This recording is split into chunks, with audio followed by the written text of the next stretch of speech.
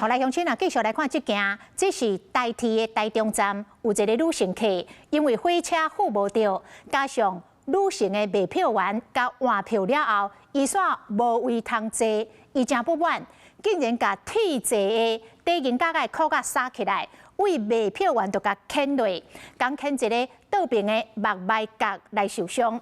这个卖票员来报警，女乘客妨用伤害罪现行犯移送法办。对啊，他开始在砸东西了。伫卖票口前，这个女性将这个银角盘仔摕起来，存入内底，甲卡这个女性的卖票员的头壳，卡了后，佫共大细声。这个女性的卖票员倒边这个目麦角，互卡到有够疼，用手往掉咧边仔同事看到了，赶紧甲看伊的伤势。进来的时候，我就感觉这个快啊。10月13礼拜，台铁发生女乘客用这个底银角的铁盘仔卡伤女卖票员的代志，这个过程的画面头一摆公开。当时上客女乘客是因为无坐到火车要求换票，因为不满换票，结果出手共伤人。卡人的过程被铺上网络，铺文章的人自称伊就是卖票员本身，佮讲对方拿话拿走，绕到统联车头才甲抓到。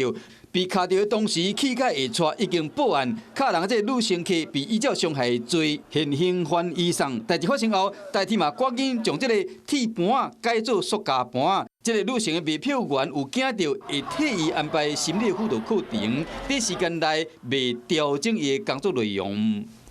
Hello， 我是张新文。想要抢先掌握最及时的新闻资讯吗？赶快订阅、按赞、开启小铃铛，锁定华视新闻 YouTube 频道。